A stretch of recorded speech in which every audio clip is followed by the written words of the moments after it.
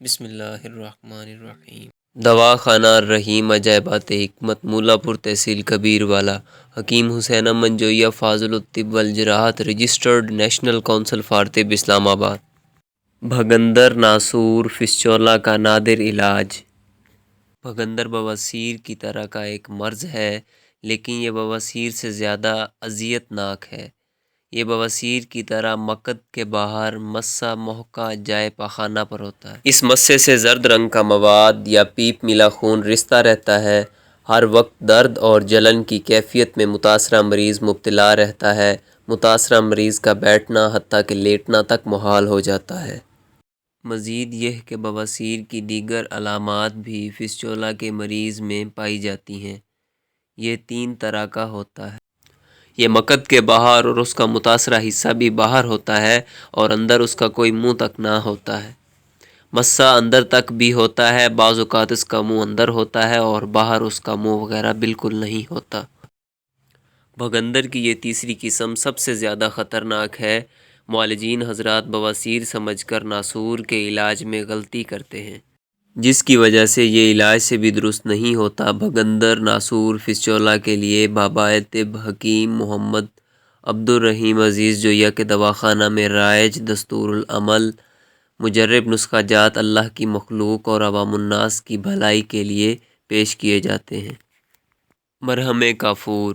کافور 4 حصہ، کاربالک ایسڈ 1 حصہ، دونوں کو باہم ملا کر شیشی میں ڈال کر دھوپ میں رکھیں۔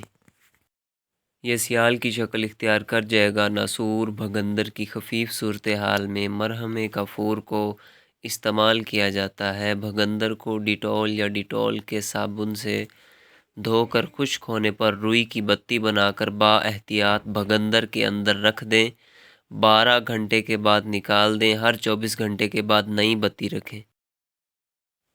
مرہم مردار سنگ۔ ہلدی 1 حصہ، دم الاخوین 1 حصہ، سیاہ سرما 1 حصہ، سینگ 12 سینگا جلایا ہوا 1 حصہ، مردار سنگ 1 حصہ، گلنار 1 حصہ، شب یمانی 1 حصہ، موم سفید 1 حصہ، روغن زیتون 10 حصہ۔ تمام ادویات کو خوب سحق بلیغ کریں، پھر روغن زیتون کو گرم کر کے اس میں موم سفید ملا لیں، دونوں کو یکجان کر لیں۔ بعد ازاں کھرل میں دیگر ادویات اور یہ روغن زیتون ملا کر خوب سحق بلیغ کریں تاکہ قابل جذب مرہم تیار ہو سکے۔ جتنا کھرل ہوگا قابل جذب مرہم تیار ہوگی۔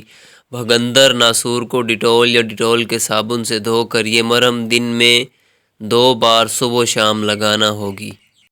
یاد رہے کہ ہر بار مرہم لگانے سے قبل بھگندر ناسور کو ڈیٹول یا ڈیٹول کے صابن کے ساتھ دھویا جائے۔ یہ مرہم قدر شدید بیماری کی صورت میں مستعمل ہے۔ مرہم توتیہ۔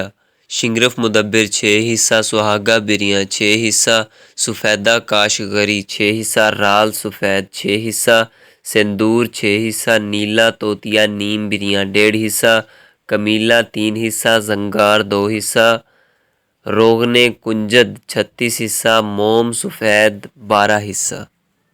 تمام دواؤں کو سحق بلیغ کر کے روغن کنجد اور موم سفید میں ملا کر خوب کھرل کر لیں۔ اس کو از حد زیادہ سحق بلیغ بذریعہ کھرل کرنا ہے۔ بھگندر ناسور کو ڈیٹول یا ڈیٹول کے صابن سے دھو کر روئی کی بتی بنا کر رکھیں۔ 12 گھنٹے بعد بتی کو نکال دیں۔ یہ مرہم 1 دن کے وقفہ کے بعد لگانا ہوگی۔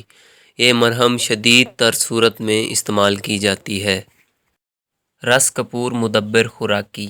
تخم ہالون 240 گرام، جوہر رس کپور خالص 3 گرام۔ جوہر رس کپور کو تیار کرنا ہوگا۔ جوہر رس کپور خالص کو کھرل میں ڈال کر 1 ہفتہ خوب کھرل کریں۔ ازاں بعد تخم ہالون 1 گرام ملا کر خوب سحق بلیغ کریں۔ جب تخم ہالون کھرل میں خوب سحق ہو جائے تو مزید 1 گرام ڈال کر سحق بلیغ کریں۔ خوراک 4 رتی صبح 4 رتی شام کیپسول میں بھر کر دیں۔ اس کے ساتھ مکھن اور دودھ وافر مقدار میں دیتے رہیں۔ خاص ہدایات: مریض کی قبض کا ہر صورت خیال رکھا جائے گا اور قبض کے خاتمے کے لیے روغن زیتون، روغن بادام خالص بار بار استعمال کروایا جائے۔ قبض کے مریض کو جلاب کسی صورت نہ دیا جائے ورنہ نقصان کا اندیشہ ہے۔ تنبیہ: یہ طریقہ علاج خالصتاً حکیم حضرات کے لیے پیش کیا جا رہا ہے۔ حکماء حضرات کے علاوہ دیگر کوئی بھی فرد ان ادویات کو کسی صورت تیار نہ کریں ورنہ کسی غلطی کوتاہی کی صورت میں نقصان کا اندیشہ ہے جس کا ہمارا ادارہ ذمہ دار نہ ہوگا۔ اللہ ہمارا اور آپ کا حامی و ناصر ہو، آمین۔